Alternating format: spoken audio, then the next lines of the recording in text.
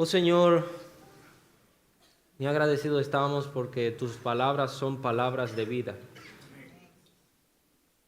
Esa expresión de Pedro cuando dijo, ¿a quién iremos? Solo tú tienes palabras de vida eterna. Señor, en esta hora queremos abrir tu palabra y queremos que ella hable a nuestras vidas. Usted conoce las necesidades, las debilidades del predicador. A pesar de él, Señor, a pesar de él, usa tu palabra con poder en cada corazón. De hecho, él mismo reconoce y entiende y sabe que él necesita tu palabra en esta hora, necesita ser expuesto a tu palabra, igual que todos. Háblanos, Señor, a todos en esta hora y permítenos entender lo que tú quieres decirnos. Venimos a ti con reverencia. Quita cualquier distracción, sea externa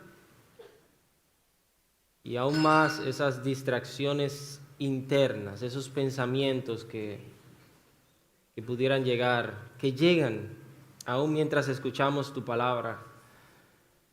Pudieran llegar esos pensamientos, esas preocupaciones, esos sentimientos, esas emociones. Señor, despeja todo nuestro corazón, toda nuestra mente, para que podamos escuchar con atención tu palabra. Te lo pedimos, Señor, por favor, en el nombre de Cristo Jesús. Amén. Amén. Gracias, hermanos. Se pueden sentar. Pueden ir abriendo sus Biblias en el Evangelio según San Marcos, en el capítulo 3. Estamos llegando a la parte final del capítulo 3. En esta mañana vamos del versículo 20 hasta el versículo 30, aunque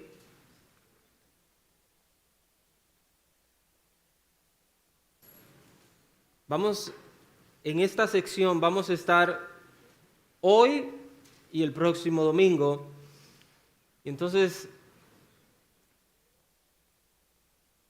el domingo después del próximo, si el Señor lo permite, estamos vivos, terminaremos el capítulo 3. Y antes de leer esta porción de las Escrituras, les animo, hermanos, también a que esta noche usted pueda venir. La hermana Neddy inició una serie muy especial en el libro de Ruth, y esta noche será la segunda parte. Así que, hermanos, no se queden esta noche. Yo quisiera ya terminar para que llegue la noche y poder estar aquí una vez más escuchando la palabra del Señor. Marcos nos enseña a Jesús, y hasta ahora hemos visto cómo Él ha demostrado ser el Hijo de Dios, cómo ha demostrado tener autoridad. Hasta ahora eso es lo que hemos visto. Él tiene autoridad, lo ha demostrado con las enfermedades, con la palabra, con las enseñanzas. Él tiene autoridad. Y la sección que nos corresponde, aunque en la mayoría de las Biblias tiene un subtítulo que habla acerca de la blasfemia del Espíritu Santo, no vamos a hablar de eso en esta mañana. El próximo domingo, Dios mediante, vamos a estar hablando acerca de este tema que es tan importante y es crucial, acerca de lo que es la blasfemia del Espíritu Santo. En este pasaje que nos corresponde en esta mañana, vamos a ver quién verdaderamente es Jesús. ¿Quién es Jesús? Mira lo que dice el versículo 20 hasta el versículo 30 de San Marcos 3. Y se agolpó de nuevo la gente, de modo que ellos ni aún podían comer pan. Cuando lo oyeron los suyos vinieron para prenderle porque decían, está fuera de sí. Pero los escribas que habían venido de Jerusalén decían que tenía a Belcebú y que por el príncipe de los demonios echaba fuera los demonios. Y habiéndolos llamado, les decía en parábolas, ¿cómo puede Satanás echar fuera a Satanás? Si un reino está dividido contra sí mismo, tal reino no puede permanecer. Y si una casa está dividida contra sí misma, tal casa no puede permanecer. Y si Satanás se levanta contra sí mismo y se divide, no puede permanecer, sino que ha llegado su fin. Ninguno puede entrar en la casa de un hombre fuerte y saquear los bienes si antes no le ata, y entonces podrá saquear su casa. De cierto os digo que todos los pecados serán perdonados a los hijos de los hombres y las blasfemias cualesquiera que sean, pero cualquiera que blasfeme contra el Espíritu Santo no tiene jamás perdón, sino que es reo de juicio eterno. Porque ellos también habían dicho, tiene espíritu inmundo. Esta es palabra del Señor y que el Señor bendiga su palabra en esta mañana. Este es uno de los pasajes más cruciales para mí entender que tiene todos los evangelios. Aquí hay este pasaje tiene varias partes. Y lo primero que vamos a ver en esta mañana es quién es Jesús. Hace unos años atrás, una buena cantidad de años atrás, yo escuché a un famoso pastor y predicador que recientemente partió a la presencia del Señor. No había ni siquiera visto el pasaje, pero sí vi el título que decía Jesús, lunático, mentiroso o Señor. Me llamó bastante la atención ese tema, ese título, y cuando voy a escucharlo veo este pasaje. Y de hecho, me parece que él hizo una buena exposición en cuanto a este texto, porque pudiéramos decir que es lo que se está presentando aquí en estos versículos. De introducción y de adelanto, la familia pensaban que él está fuera de sí, que él estaba loco. Los fariseos pensaban que él tenía demonio, que él venía en el nombre de Belcebú, de Satanás. Pero, ¿cuál es la realidad? Él mismo presenta, yo no puedo ser ni un lunático, no puedo ser mentiroso, yo tengo que ser Señor por lo que yo he demostrado. Y por eso él hace una historia, él hace una parábola. Recuerden que las parábolas Jesús las utilizaba, y lo vamos a ver en el capítulo 4, cuando lleguemos al capítulo 4, Jesús la utilizaba para dar una enseñanza espiritual. Tomaba elementos cotidianos, tomaba situaciones cotidianas conocidas para dar una enseñanza espiritual. Y no solamente para dar una enseñanza espiritual, sino para esconder verdades espirituales. En el capítulo 4 les dice, a vosotros yo les enseño por parábolas para que ustedes oyendo entiendan. Pero también a ellos yo les hablo por parábolas para que ellos viendo no vean. O sea que las parábolas, cuando el Señor Jesús las utilizaba, tenían un doble propósito: aclarar y esconder, revelar y esconder. ¿Revelar a quién? Bueno, revelar a aquellos que querían escucharle, que tenían la necesidad, que tenían la intención de entenderle, de escucharle, aquellos que habían creído en él. Esconder verdades a aquellos que no querían creer en él a pesar de las evidencias. Hermano, esto es importante, las evidencias de Jesús estaban ahí. Estaban ahí las evidencias. Pero mucha gente no quería entenderlas, no quería aceptarlas. Por eso, el título que le he puesto a este mensaje en esta mañana, en esta primera parte, es ¿quién es Jesús? ¿Quién es Jesús? En una ocasión, el Señor Jesús les preguntó a sus discípulos, ¿quién dice la gente que es el Hijo del Hombre? Él solo con sus discípulos. Y ellos le dijeron, bueno, unos dicen que eres Elías, otros dicen que eres uno de los profetas, otro dice que eres Juan el Bautista que resucitó de los muertos, otros no están muy seguros de quién tú seas. Y Jesús les dice, y entonces ustedes, ¿quién dicen que es el Hijo del Hombre? Y dice Pedro, nosotros creemos que tú eres el Hijo de Dios, que has venido al mundo para salvar al mundo. Y Jesús le dice, esto no vino de ti, esto no te lo reveló ni carne ni sangre, sino mi Padre que está en los cielos. Y es ahí esa gran expresión que dice el Señor Jesucristo, y yo te digo que tú eres Pedro, y sobre esta roca edificaré mi iglesia, y las puertas del Hades no prevalecerán contra ella.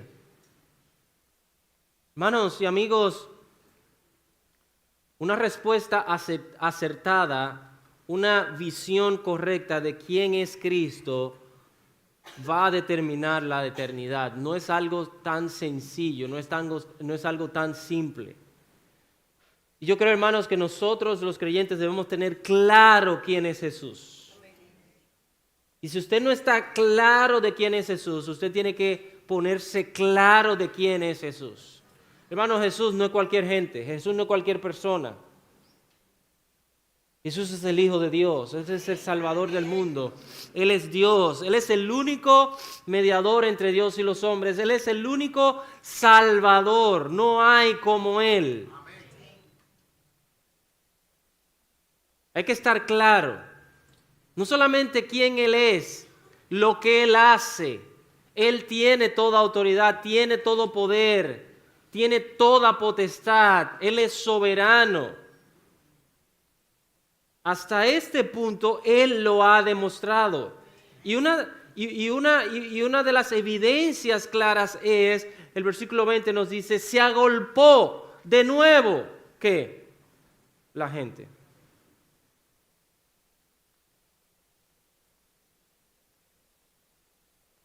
Hay una versión que es un poquito más precisa, que dice, Jesús llegó a una casa y la multitud se juntó de nuevo. Hermano, a Jesús le seguía mucha gente no por cualquier cosa, a Jesús le seguía mucha gente por lo que Él estaba haciendo. Jesús rompió paradigmas en su época. Lo que Él estaba haciendo era algo impresionante. Sanar gente de todo tipo de enfermedad, sacar demonios, enseñar como enseñaba. Hermanos, y eso atraía a Cristo mucha gente. Vimos en la semana anterior, en una de las semanas anteriores, específicamente en el versículo 7 hasta el versículo 12, que la multitud se reunía porque veía grandes cosas que Él hacía. Jesús atraía a mucha gente, no por la salvación, eso lo sabemos. Él atraía a mucha gente porque sanaba a los enfermos, por los milagros que hacía, por los alimentos que daba.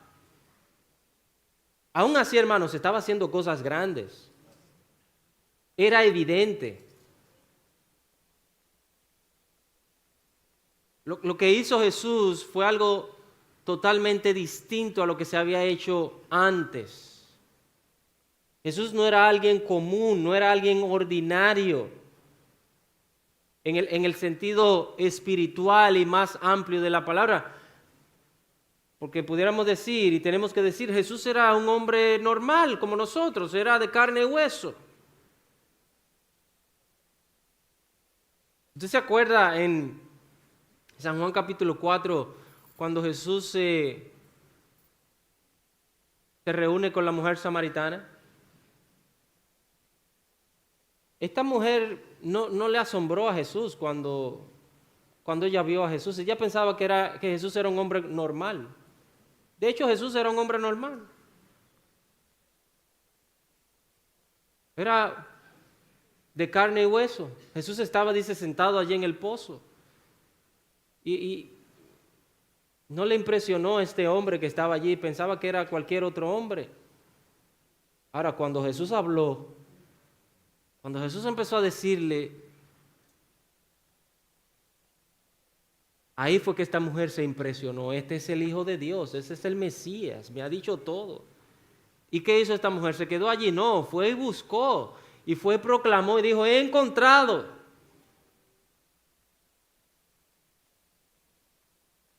Pero Jesús atraía a mucha gente. Se juntó la multitud otra vez más. Y esta es la pregunta que quiero iniciar en esta oportunidad. ¿Cómo ves a Jesús? ¿Quién entiendes que es Jesús? ¿Qué es Jesús para ti? La persona de Jesús, aún en el ámbito cristiano, en los círculos cristianos, se ha trivializado. Tanto así, hermanos, que no respetamos a Jesús. Tanto así que no honramos a Jesús. No tememos a Jesús. No lo adoramos como debemos adorarle. No le obedecemos como tenemos que obedecerle. Y si bien es cierto que Jesús se presenta como nuestro amigo, pero recordemos que Jesús es nuestro Salvador, pero también Él es nuestro Señor. De hecho, Él mismo dice, ¿por qué me llamáis Señor, Señor, y no hacéis lo que yo os mando? A veces tenemos a Jesús como un simple consejero. Él es el consejero, admirable consejero, dice Isaías, pero dice también que Él es Dios fuerte. Lo tenemos muchas veces como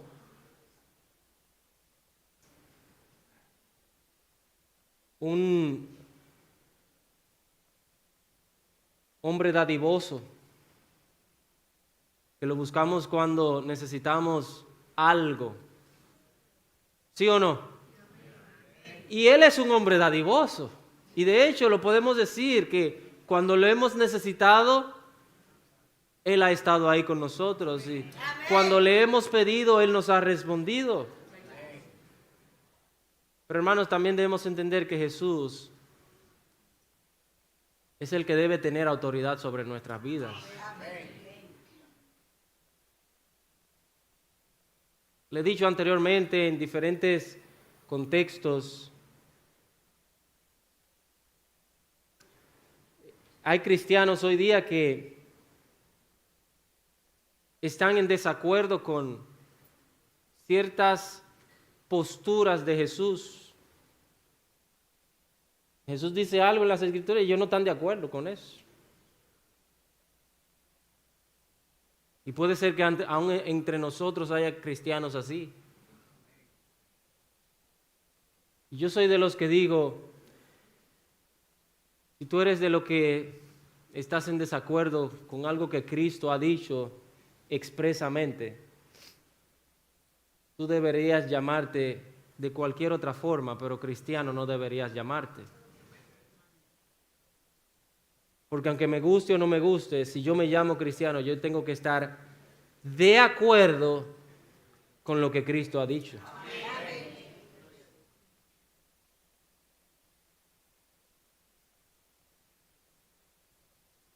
Jesús es el Señor y tiene autoridad, pero no lo tenemos muchas veces como alguien que tiene autoridad sobre nuestras vidas. Y eso lo vemos regularmente, hermanos, cuando nosotros desobedecemos al Señor, cuando nosotros no hacemos lo que Él nos manda.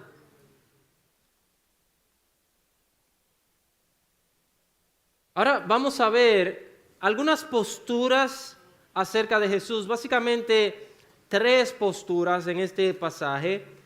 Y hasta el momento, si usted ha notado, en el Evangelio según San Marcos, solamente tenemos 2 testimonios o 2 posturas claras y precisas de quién es Jesús, hasta ahora.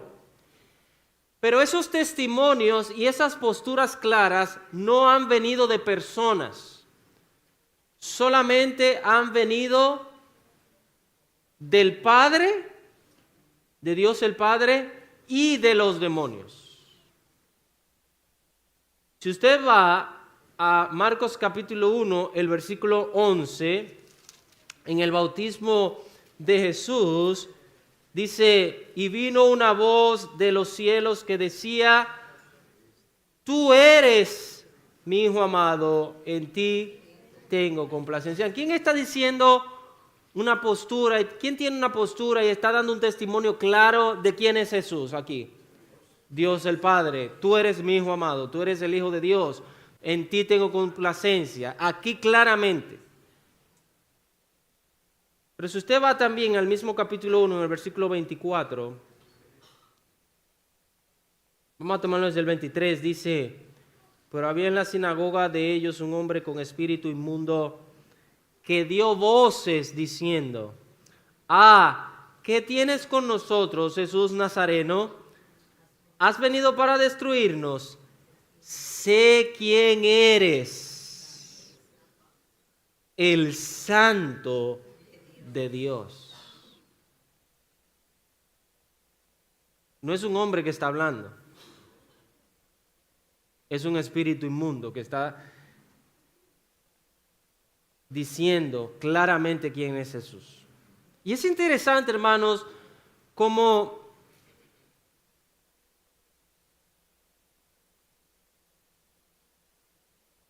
aparentemente es una contradicción. Pero yo le voy a decir por qué no es una contradicción. ¿Cómo los demonios, cómo el mismo Satanás sabe quién es Jesús? Ellos saben quiénes son Jesús. ¿Quién es Jesús? Están claros.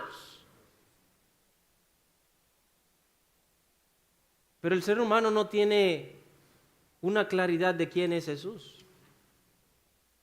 ¿Por qué?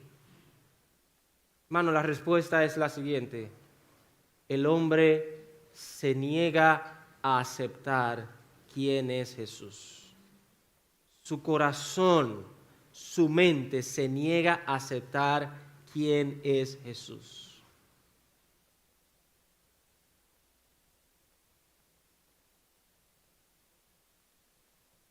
En el capítulo 3 vemos que mucha gente se había agolpado, se había reunido.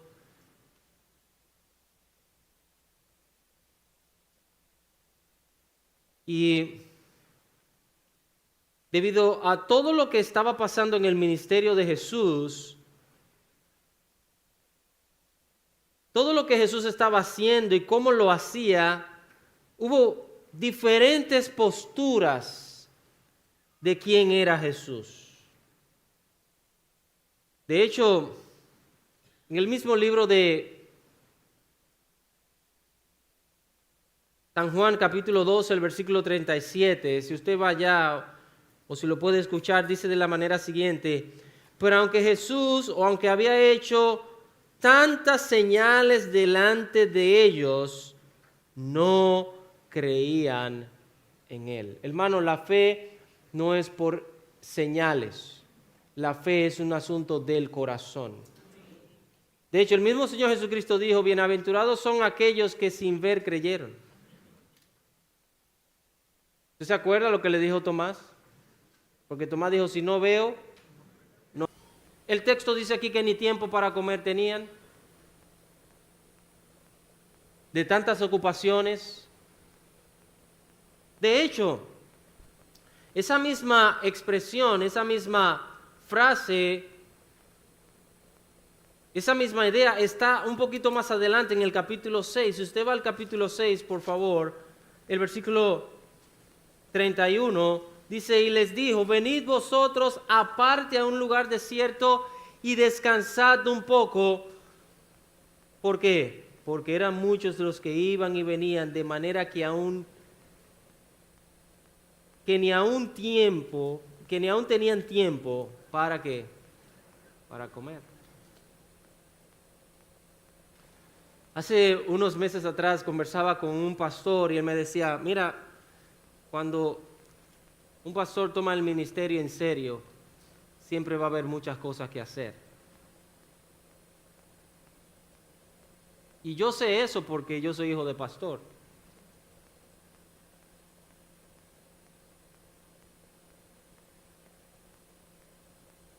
El Señor Jesucristo que la mies es mucha, los obreros. Entonces, si los obreros son pocos y la mies es mucha, ¿qué es lo que más hay? Hay más trabajo. Mientras más poco, con mucho trabajo, hay más trabajo que hacer.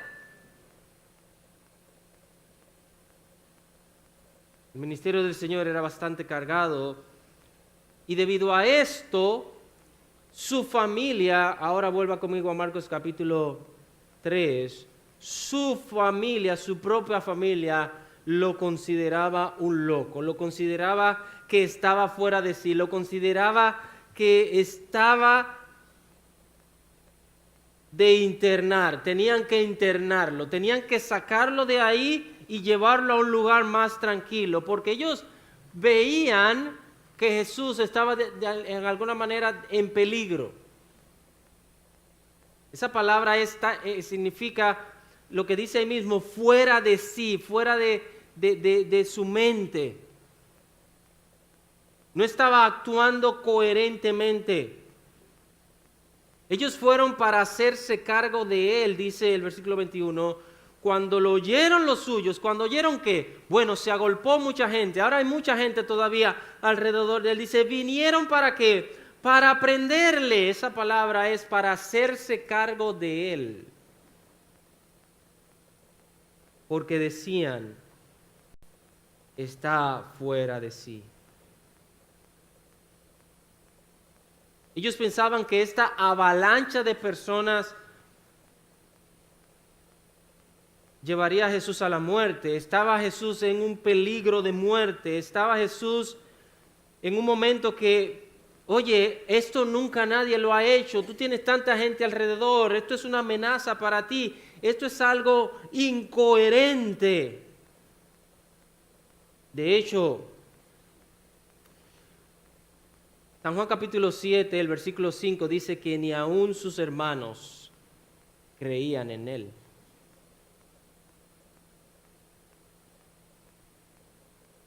Bueno, yo me imagino a Jesús o a los hermanos de Jesús vivir con Jesús. Recordemos algo, lo voy a poner en un contexto. Jesús está en su ministerio. ¿A los cuántos años Jesús empezó su ministerio? A los 30 años. La única vez que vemos un registro de Jesús antes de los 30 años fue a los 12, cuando estaba en el templo. De los 12 a los 30, ¿cuántos años son? 18 años. No tenemos ningún registro de esos 18 años, pero tampoco, hermanos, tenemos registro después del nacimiento de Jesús hasta los 12 años. Tenemos prácticamente un espacio de 12 años sin cubrir, sin que tengamos información, y luego tenemos un espacio de 18 años sin ningún tipo de información de Jesús. Ahora, imaginémonos de esos 12 años, porque Jesús era el mayor de María, sus otros hermanos crecer al lado de Jesús, criarse al lado de Jesús, ver a Jesús hablar, ver a Jesús comportarse, ver a Jesús vivir. ¿Qué ustedes creen que ellos vieron en Jesús?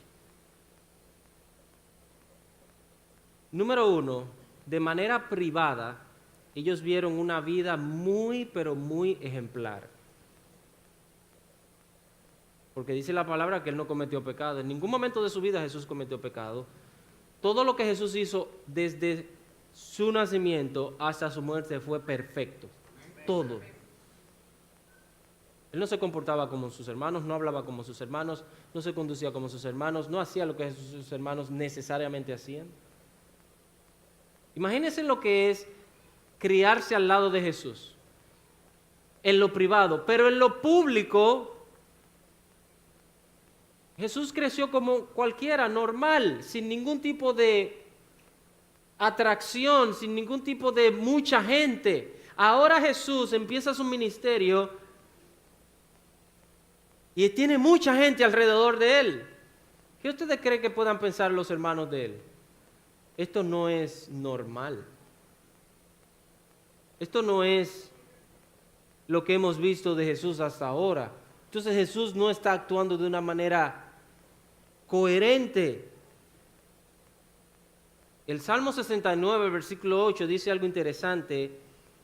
Dice, me he convertido en extraño para mis hermanos y en extranjeros para los hijos de mi madre.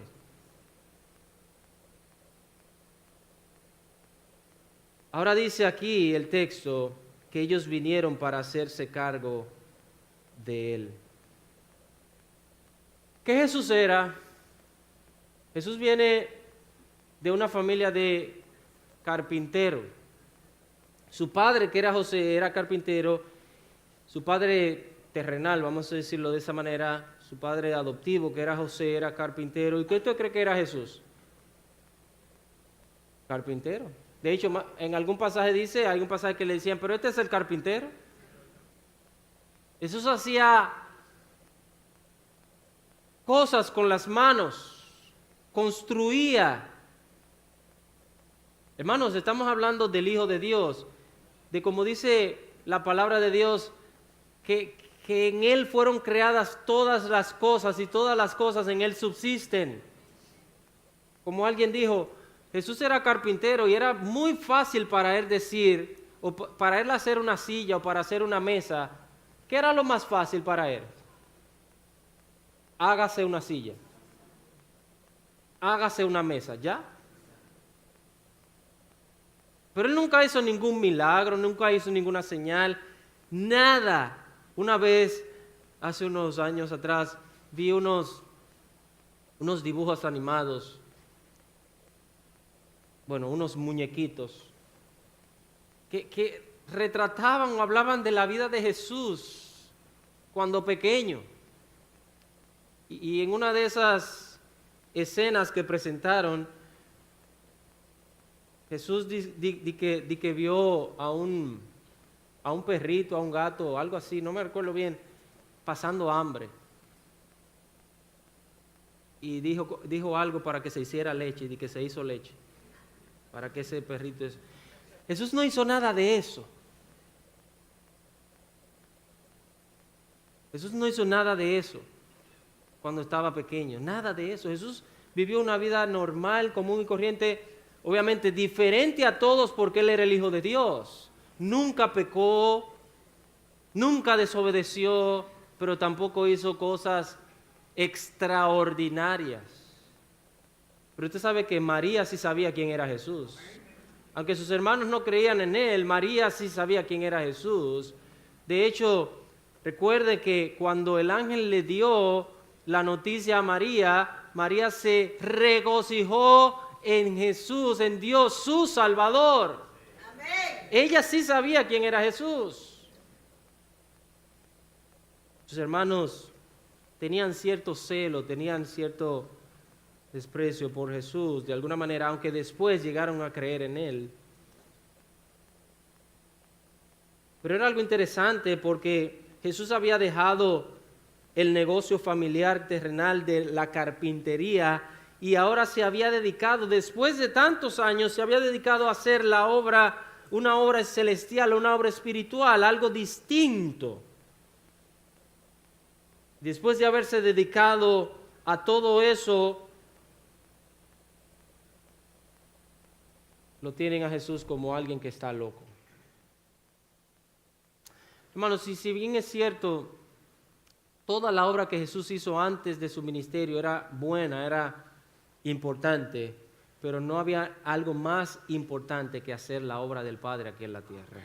Jesús fue a cumplir la obra del Padre. ¿Cuál era la obra del Padre? Salvar a los pecadores. Lo tenían como un loco, como un demente, como alguien que estaba fuera de sí. Y debido a la oposición, recuerde que debido a la gran cantidad de gente, a lo que Jesús estaba haciendo, los familiares, su familia consideraba que era un loco. Pero debido a la oposición, entonces viene el otro grupo en el versículo 22. Pero los escribas que habían venido de Jerusalén decían que tenía a Beelzebub y que por el príncipe de los demonios echaba fuera los demonios. Para su familia Jesús estaba fuera de sí. Para los religiosos Jesús era un endemoniado. Y hermanos, esta es una de las afirmaciones más peligrosas que hay. Y lo vamos a ver la semana que viene un poquito más detallado, porque el versículo 29 dice, versículo 28 y 29 dice lo siguiente: de cierto os digo. ¿Usted sabe lo que significa de cierto? De verdad te digo, en serio te lo digo, amén. Así como dice San Juan 5:24. ¿Qué dice San Juan 5:24? De cierto os digo, el que oye mi palabra y crea el que me envió, tiene vida eterna y no vendrá condenación, mas ha pasado de muerte a vida. Mire, el versículo contrario a San Juan 5:24 es este. El versículo opuesto a San Juan 5:24 es este. Piénselo. San Juan 5:24 que dice, de cierto os digo, el que oye mi palabra y cree al que me envió tiene vida eterna y no vendrá condenación, mas ha pasado de muerte a vida. Ahora mire el versículo opuesto a San Juan 5:24. Es Marcos 3:28 y 29 que dice, de cierto os digo que todos los pecados serán perdonados a los hijos de los hombres y las blasfemias cualquiera que sean, está implicando que serán perdonados.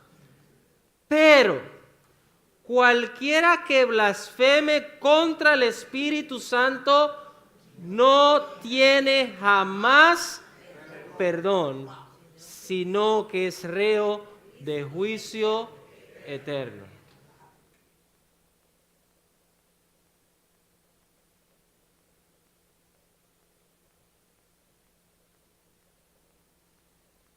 Dios perdona todo, menos una sola cosa.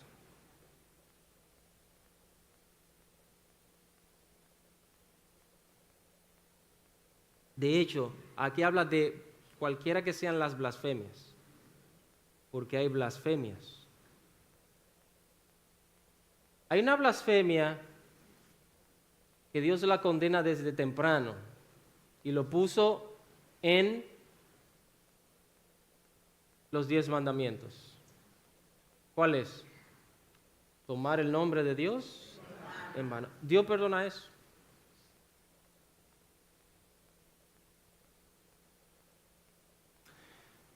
Dios perdona que tú hables mal de Él. De hecho, Dios perdona hasta que tú hables mal del Hijo.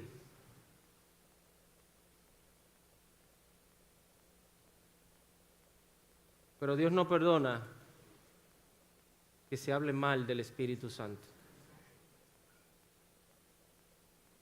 La semana que viene, yo espero venir bien orado.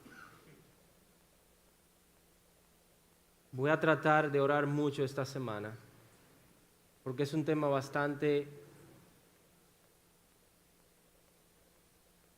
tedioso. Y no sé si me gane algunos enemigos, pero yo voy a predicar lo que dicen las Escrituras.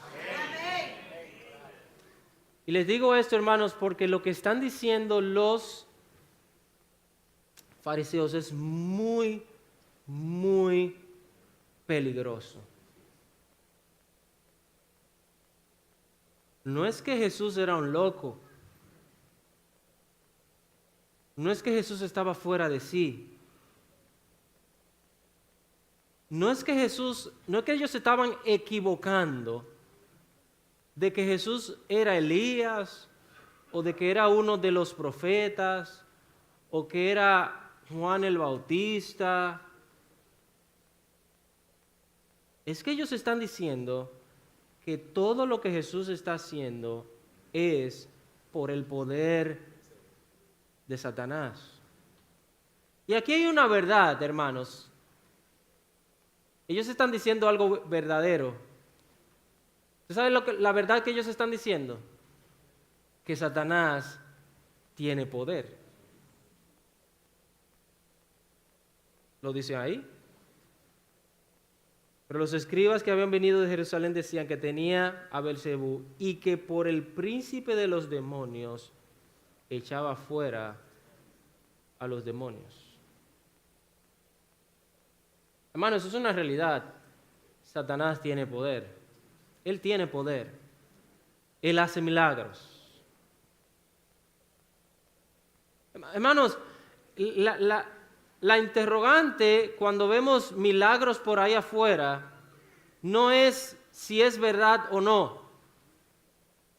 La interrogante es ¿quién está haciendo esos milagros? Esa es la pregunta.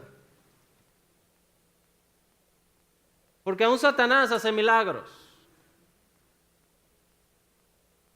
Y lo que Jesús estaba haciendo no podía ser en el poder de Satanás, porque lo que Jesús estaba haciendo era oposición al reino de Satanás.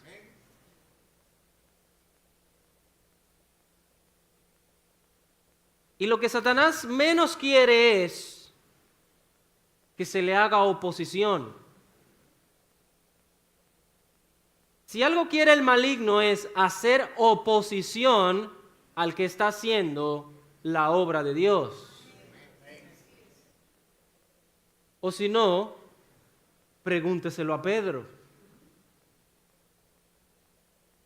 Jesús le dice a sus discípulos, es necesario que el Hijo del Hombre vaya y sea crucificado, que sea maltratado, que padezca, que muera y que resucite al tercer día. Y Pedro le dice, un momentico, Señor, ven acá, déjame decirte un asunto. Déjame aconsejarte algo. Dice que lo tomó aparte y le dijo, Señor, mira, ay no, que eso no te acontezca. Y que Jesús le dijo, gracias Pedro por tu consejo. Apártate de mí, Satanás, me eres de tropiezo. ¿Por qué no ponen la mira en las cosas de arriba, si no la tienen en la de la tierra? Hermanos, déjenme decirle algo. ¿Tú sabes lo que el Señor Jesucristo le está diciendo a Pedro? Cuando nosotros tenemos nuestros ojos en las cosas de la tierra, hay mucha posibilidad de que vamos a hacer oposición al reino del cielo. El reino del cielo y el reino de la tierra no pueden andar juntos. El Señor nos dice que tenemos que tener nuestra vista en el cielo. Dice, donde está nuestro tesoro, allí estará nuestro corazón. No podemos servir a Dios y a la riqueza. No dice a Dios y al diablo. Eso lo veremos más adelante porque el Señor Jesucristo habla de esto aquí. ¿Por qué no dice el Señor, no podemos servir a Dios y a Beelzebú o a Satanás? ¿Por qué el Señor Jesucristo dice, no puedes servir a Dios y a las riquezas? Hermanos, las cosas terrenales, la riqueza es lo que primariamente y directamente le hace oposición a Dios en nuestro corazón.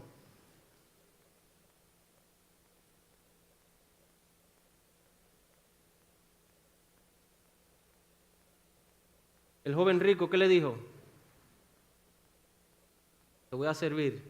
Y el Señor Jesucristo le dijo, vende todo lo que tienes, dalo a los pobres y ven, sígueme. ¿Y qué hizo el joven? Se fue. El problema del joven rico no era el diablo, no. Era el corazón del amor al dinero. Pablo en 1 Timoteo capítulo 6 habla de eso, a los ricos, que no pongan su confianza en ¿qué? En las riquezas.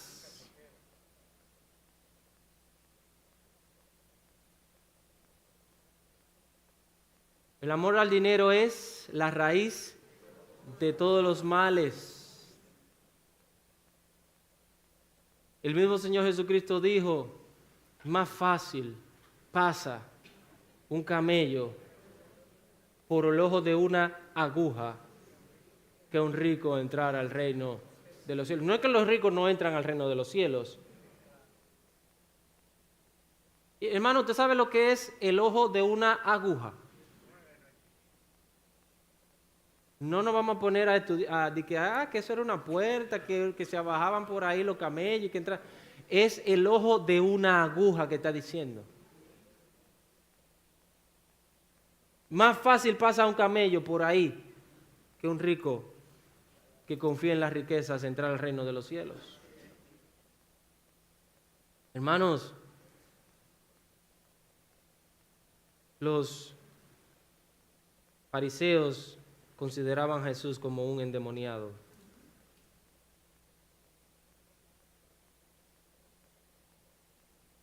Recordemos que anteriormente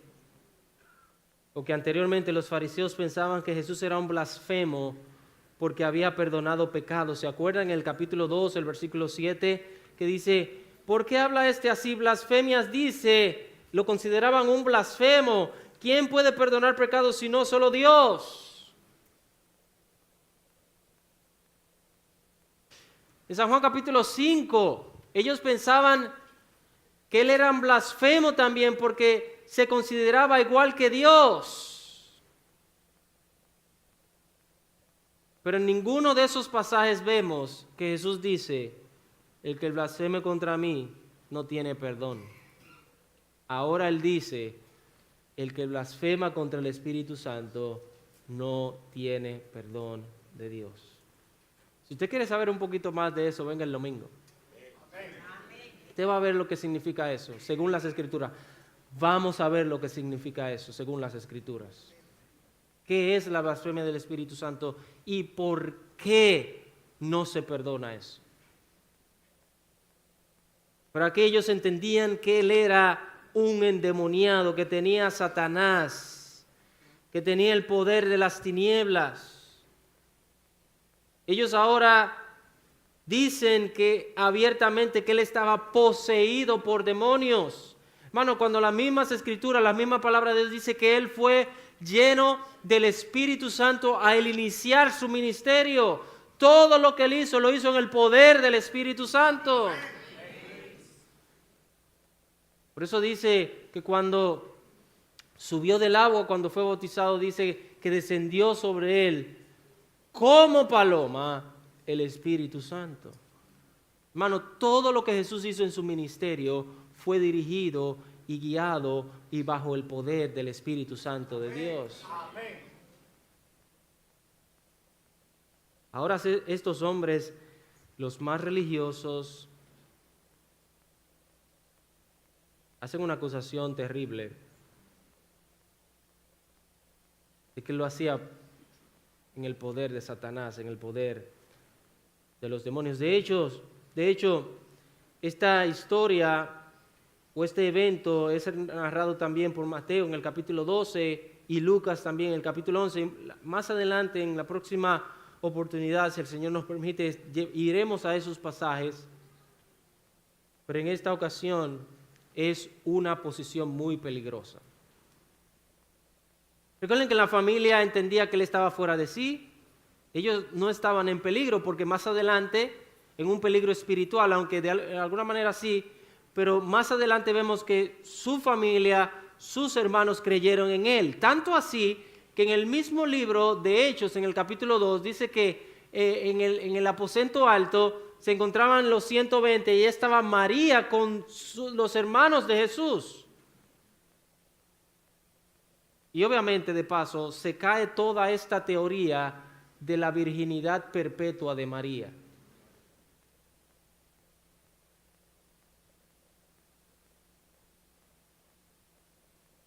Oigan la teoría de algunos. No, cuando la Biblia dice que eran hermanos, lo que significa es primos. ¿En serio? Si fueran primos, dijera primos. O familiares, pero dice hermanos.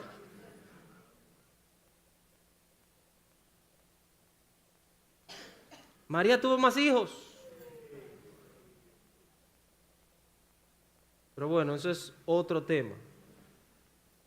Ahora, ¿cuál es la realidad de quién es Jesús? Y con esto voy a cerrar. En primer lugar, la postura de la familia es que él estaba fuera de sí, un lunático. Los religiosos pensaban que era un endemoniado. Pero la realidad es que Él es el Señor y el que tiene autoridad. Y por eso Él hace una parábola en el versículo 23 hasta el versículo 27, que dice de la siguiente manera. Y habiéndolos llamado, les decía en parábolas: ¿cómo puede Satanás echar fuera a Satanás? ¿Cómo se puede eso? Porque Satanás lo que quiere tener es ¿qué? Dominio, autoridad. ¿Cómo puede Satanás echar fuera a Satanás? Si un reino está dividido contra sí mismo, tal reino no puede permanecer. Y si una casa está dividida contra sí misma, tal casa no puede permanecer. Y si Satanás se levanta contra sí mismo y se divide, no puede permanecer, sino que ha llegado su fin. Y les voy a decir algo, hermanos.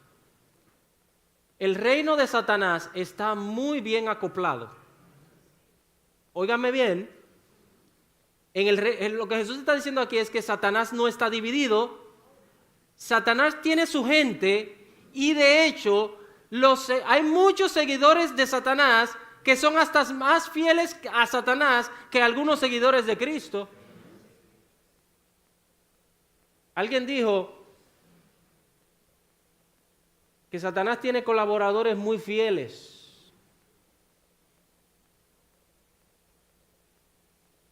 Pero Dios está buscando fieles obreros. Amén.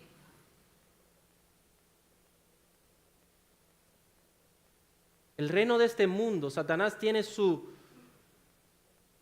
gobierno bien acopladito y trabajan muy bien juntos.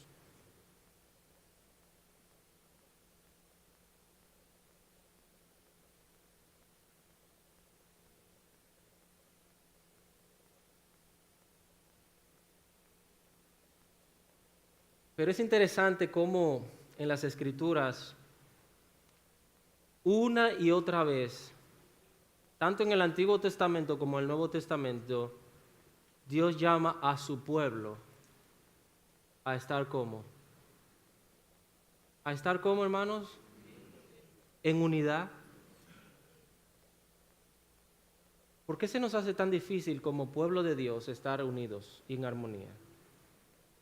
Salmo 133, que es bueno cuando están los hermanos como juntos y en armonía. Oh, pero vamos a estudiar el Antiguo Testamento rápidamente. ¿Usted sabe lo que le pasó al pueblo de Israel? Muchas veces estaban divididos entre ellos.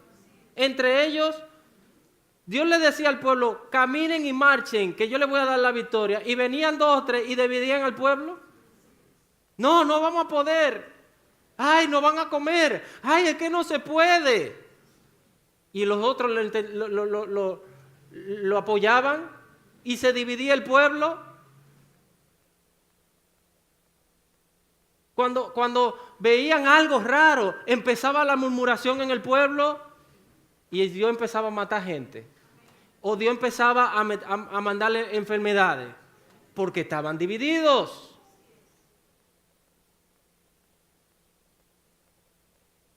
En el Nuevo Testamento vemos a Dios llamando a la iglesia a estar unida. Ruego a Evodia y a Síntique que sean en un mismo sentir en el Señor. Unánimes los unos para con los otros, amándose los unos para con los otros. Eso de divisiones entre vosotros no debe haber, le dice Pablo a los Corintios. Eso de disensiones.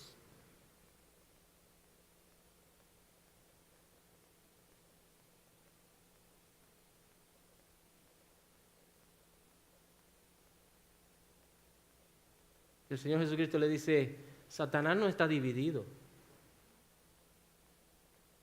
¿Qué dice en el versículo ahora 27? Ninguno puede entrar en la casa de un hombre fuerte y saquear sus bienes si antes no le ata, y entonces podrá saquear su casa. Él está diciendo dos cosas aquí. Número uno, Satanás no está dividido. Uno. Dos, Satanás es un hombre fuerte, es alguien fuerte. Y tiene que venir alguien más fuerte que él a atarle para poder saquear esa casa. Hermano, yo le voy a decir algo. De la única manera, no yo le voy a decir algo, las Escrituras, de la única manera que Dios puede liberar a alguien es por el poder del Señor Jesucristo. Amén. Nosotros no podemos. Nosotros lo que tenemos es que, Señor, con tu poder y autoridad, trae liberación, trae libertad. Esa palabra no se usa mucho entre nosotros los bautistas, liberación.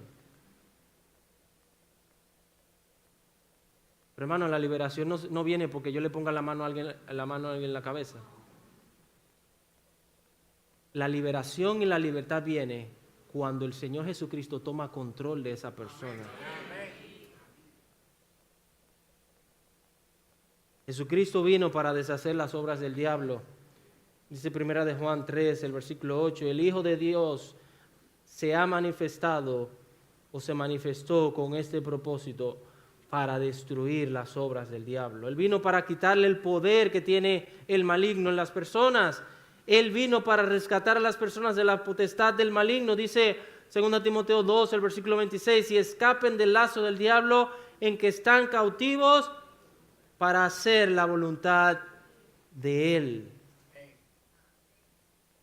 Hermanos, de la única manera que podemos ganar esta batalla es en el poder del Señor Jesucristo. Es de la única, porque Él tiene poder y autoridad. Nosotros no podemos.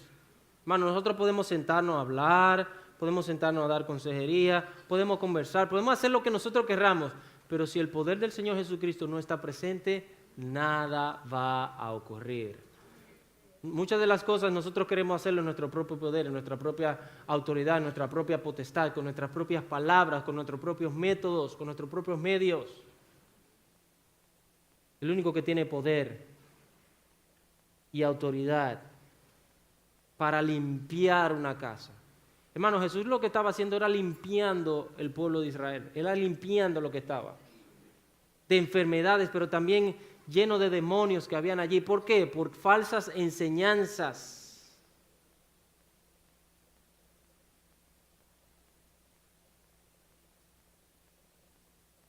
¿Quién es Jesús? ¿Un lunático? ¿Un endemoniado? ¿O Él es el Hijo de Dios que tiene toda autoridad? Si Él es el Hijo de Dios que tiene autoridad, entonces tú debes someterte a lo que Él ha ordenado. Amén. Vamos a orar. Señor, gracias porque no es por nuestro entendimiento, por nuestra sabiduría, por nuestro conocimiento, por lo que nosotros estudiamos, por lo que somos, por lo que a donde hemos ido, a la universidad o lo que fuera, tenemos el conocimiento de quién es Jesús. Este conocimiento ha venido a nosotros por medio de tu palabra y por medio de la obra de tu Espíritu Santo en nuestros corazones y en nuestras mentes. Señor, ayúdanos a entender cada día más quién es Jesús en nuestras vidas. ¿Quién es Jesús? No es solamente un amigo fiel, no es solamente un compañero, no es solamente un consolador, no es solamente el que tiene las bendiciones para nosotros, el que nos responde las peticiones, como Él dice, si pidieres al Padre en mi nombre, yo lo haré. No es solamente aquel que sana nuestras heridas, no es solamente aquel que es nuestro refugio, nuestro amparo. Él es también el Señor, el Rey de Reyes, Señor de señores, el que tiene toda autoridad. Él es el único en que nosotros podemos depender para destruir fortalezas, para derribar muros. Oh, Señor, hay personas que todavía no han tenido este entendimiento claro de quién es Jesús. Y esta obra solamente es posible por la convicción del Espíritu Santo. Haz la obra en ellos, Señor. Y a nosotros como creyentes, Señor, ayúdanos a entender que nuestras vidas deben estar sujetas al Hijo de Dios. Perdona, Señor, nuestras ofensas, nuestras rebeldías, nuestra desobediencia. Perdona nuestra falta de humildad, nuestra devoción, nuestra falta de devoción. Perdónanos, Señor. Ayúdanos a rendirnos cada día más a ti y a honrarte cada día más. Que cada día nuestra visión de Jesús esté más clara, esté más definida, esté más pulida, para que podamos amarle más, podamos temerle más, podamos honrarle más. Él merece nuestra sumisión, nuestra obediencia. Él merece nuestra fe, nuestra devoción. Él merece nuestra entrega. Señor, bendiga su palabra, no solamente hoy, sino todos estos días. En cada corazón te lo pedimos en el nombre de Cristo Jesús. Amén.